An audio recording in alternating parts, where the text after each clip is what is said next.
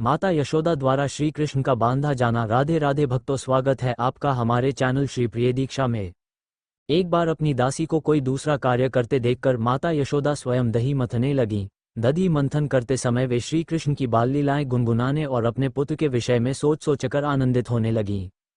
दही मथते समय उनकी साड़ी का सिरा दृढ़तापूर्वक लिपटा था और जब वे दोनों हाथों से परिश्रमपूर्वक दही मथ रही थीं, तो उत्कट पुत्र प्रेम के कारण उनके स्तनों से, जो दोनों हाथों से परिश्रमपूर्वक दही मथने के कारण हिल रहे थे, दूध चूने लगा। उनके हाथ की चूड़ियां तथा कंगन एक दूसरे का स्पर्श करने के कारण रुनझुन कर रहे थे और उनके कर्णाभूषण तथा स्तन हिल रहे थे। उनके मुखमंडल पर पसीने की बूंदें थीं और शीश की पुष्पमाला इधर उधर बिखर गई थी। इस अनूठे दृश्य के समक्ष भगवान श्री कृष्ण बाल रूप में प्रकट हुए। वे भूखे थे और अपनी मां के दुलार को बढ़ाने के लिए वे चाहते थे कि माता दही मतना बंद कर दे। उन्होंने संकेत किया कि मां का पहला कार्य दूध पिलाना था और दही मतना बाद का कार्य था। यशोदा ने अपने पुत्र को गोद में उठा लिया और उसके मुख में अपना स्तन दे दिया। जब श्री कृष्ण दूध पी रहे थे तो माता हंस हंसकर अपने पुत्र के मुख की सुंदरता निहारती जा रही थीं।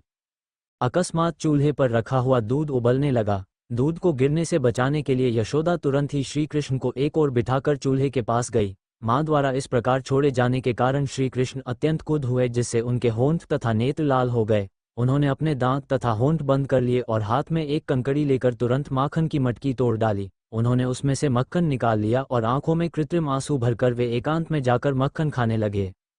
इस बीच यशोदा कड़ाही से उफनते दूध को ठीक करके पुनः मथने के स्थान पर लौट आईं। उन्होंने उस टूटी मटकी को देखा जिसमें दही रखा था। चूंकि उन्हें अपना पुत्र नहीं दिखाई दिया, अतः वे समझ गई कि यह कार्य उसी का है। वे हंसने लगीं और सोचने लगीं, बालक बहुत चतुर है, मटकी तोड़कर इस स्थान से दंड के भय से चला गया है। चारों ओर ढूंढने के बाद उन्होंने उसे लकड़ी के एक उल्टे रखे बड़े ऊखल पर बैठा पाया। वे छत से टंगे झूले पर लटके एक छींके से मक्खन निकाल कर बंदरों को खिला रहे थे। उन्होंने देखा कि श्री कृष्ण अपने नटखट स्वभाव के कारण उनसे डरकर इधर उधर देख रहा है। अपने पुत्र को इस तरह व्यस्त देखकर वे चुपचाप पीछे से आईं, किंतु श्री कृष्ण ने तुरंत ही देख लिया कि उनकी माता हाथ में छड़ी लेकर उनकी ओर आ रही हैं। अतः वे तुरंत ऊखल से उतरकर डर के मारे भाग चले। माता यशोदा उन श्री भगवान को पकड़ने के लिए घर के चारों कोनों में पीछा करती रहीं, जिन तक बड़े बड़े योगी भी ध्यान द्वारा नहीं पहुंच पाते।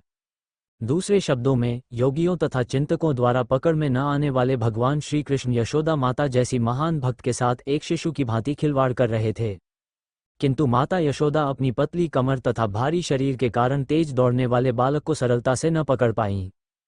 फिर भी वे यथासंभव तेजी से उसका पीछा करने लगी।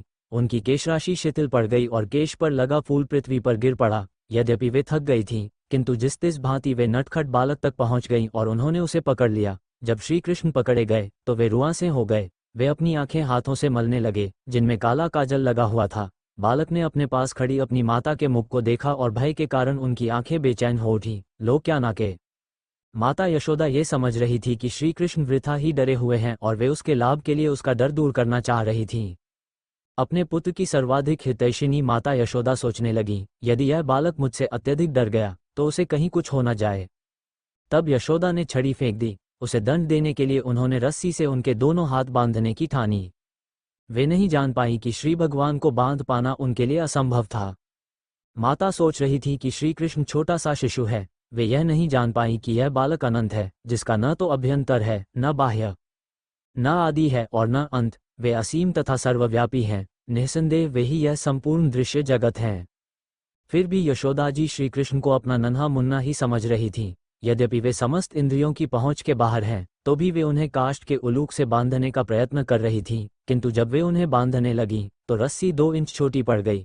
उन्होंने घर से और रस्सी एकत्र की, उसमें जोड़ा, किंतु तब भी रस्सी उतनी ही छोटी पड़ी। इस प्रकार उन्होंने घर की सारी रस्सियां जोड़ डालीं, किंतु जब अंतिम गांठ लगाई तब भी वह 2 इंच छोटी निकली। माता यशोदा हंस रही थीं, किंतु विस्मित थीं। ऐसा कैसे हो रहा है? वे श्री कृष्ण को बांधने के प्रयास में थक कर चूर हो गई। उनको पसीना आ गया और शीश की माला नीचे गिर पड़ी। तब माता को इतना श्रम करते देख श्री कृष्ण को दया आ गई और वे रस्सी द्वारा बंधाए जाने के लिए राजी हो गए। श्री कृष्ण माता यशोदा के घर में एक मानवी बालक की भांति अपनी चुनी हुई लीलाएं कर रहे थे। निःसंदेह श्री भगवान को अपने वश में कौन कर सकता है। शुद्ध भक्त भगवान के चरण कमलों पर स्वयं को अर्पित कर देता है, चाहे वे उसकी रक्षा करें या उसे मिटा दें। किंतु भक्त अपने शरणागत पद को कभी नहीं भूलता। इसी प्रकार भगवान भी अपने भक्त की रक्षा करने में दिव्य प्रसन्नता का अनुभव करते हैं। इसका प्रत्यक्ष उदाहरण श्री कृष्ण द्वारा माता यशोदा के प्रति समर्पण है। श्री कृष्ण अपने भक्तों के लिए सभी प्रकार की मुक्ति के दाता हैं, किंतु उन्होंने यशोदा को जो वरदान दिया उसका अनुभव ब्रह्मा जी, शिव जी या लक्ष्मी देवी तक को कभी नहीं हो पाया। जार विलोपे। श्री भगवान, जो नंद महाराज तथा यशोदा के पुत्र रूप में विख्यात हैं, योगियों तथा चिंतकों तक के लिए भी कभी पूर्ण रूपेण ज्ञेय नहीं हैं, किंतु भक्तों के लिए सहज सुलभ हैं। नहीं, वे योगियों तथा चिंतकों द्वारा समस्त आनंद के परम आगार के रूप में जाने जाते हैं। अपने पुत्र को बांध देने के बाद यशोदा गृह कार्य में लग गईं। उस समय उलूक में बंधे हुए श्री कृष्ण ने अपने समक्ष वृक्षों की एक जोड़ी यमल देखी, जिन्हें अर्जुन वृक्ष कहा जाता था। अतः परम आनंदकंद भगवान श्री कृष्ण ने अपने मन में विचार किया, पहले मेरी माता ने मुझे पीने को पर्याप्त दूध नहीं दिया था, जिससे मैंने दही की मटकी तोड़ दी थी और सारा मक्खन बंदरों को बांट दिया था। अब उन्होंने मुझे काष्ठ के उलूक से बांध दिया है, अतः मुझे पहले से अधिक शैतानी का कार्य उपद्रव करना चाहिए। अतः उन्होंने अत्यंत ऊंचे अर्जुन वृक्षों की जोड़ी को धराशायी करने का विचार किया। अर्जुन वृक्षों की इस जोड़ी के पीछे एक इतिहास है। अपने पूर्व जन्म में ये वृक्ष कुबेर के पुत्र रूप में मानव शरीर धारण करके उत्पन्न हुए थे और इनके नाम नलकूवर तथा मणिग्रीव थे। सौभाग्यवश इन पर भगवान की दृष्टि पड़ी। अपने पूर्व जन्म में इन्हें नारद ऋषि ने शाप दिया था, क्योंकि ये मद में चूर होकर अपना कर्तव्य भूल गए थे। किंतु श्री नारद मुनि ने शाप के साथ यह वर भी दिया था कि श्री कृष्ण भगवान के दर्शन प्राप्त करने से उनका उद्धार हो सकेगा। ये कथा अगले अध्याय में दी गई है।